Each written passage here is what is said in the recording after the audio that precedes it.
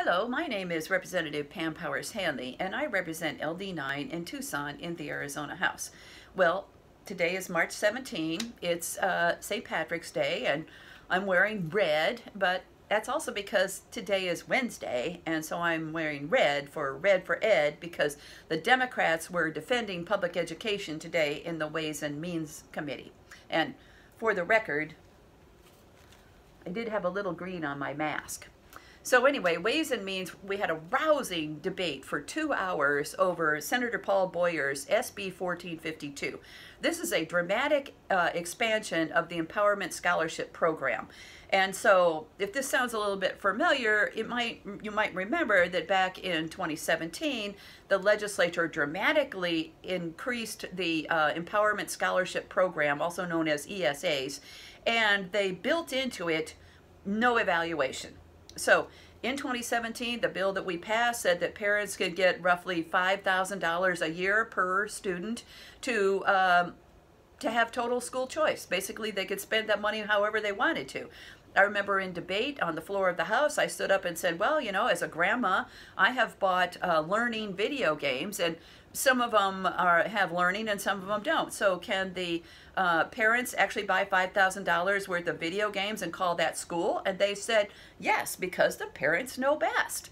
Well, give me a break. The ESA money can be spent on anything. It can go to private school, it can go to video games, it can go to a tutor, or pretty much anything the parent wants. But the point is that it's been going on for a few years now, and we have no clue whether this is working or not.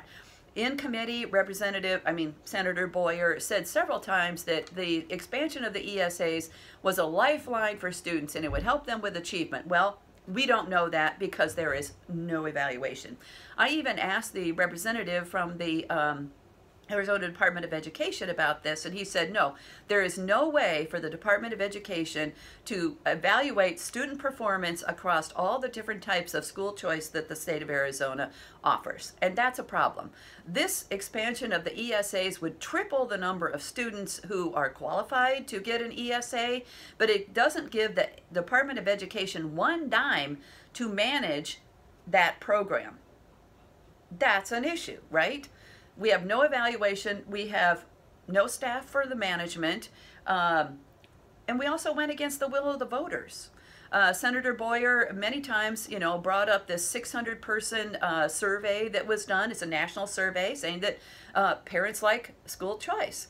Well, I would say that we've already had 2 surveys of Arizona voters about what their thoughts are. In fact, after the 2017 dramatic expansion of ESAs, in 2018, public school advocates and parents got together to put a citizens initiative on the ballot, and they overwhelmingly said no to expansion of ESA. 60% of the voters, almost 1.5 million people, said no to expansion of ESAs in 2018. And then why is this coming up now when the voters said they didn't want it? We're not listening to them. What we also heard from the voters in 2020 was that they overwhelmingly want the richest Arizonans to pay their fair share towards public education. With the passage of Prop 208, something almost 1.7 million people voted for Prop 208. We want to fund public education in the state of Arizona. The voters said no to expansion of vouchers, and yes to rich people paying their fair share towards public education. That's what the voters said. I think it's time for the Republican Party in the legislature to actually pay attention to what the voters want.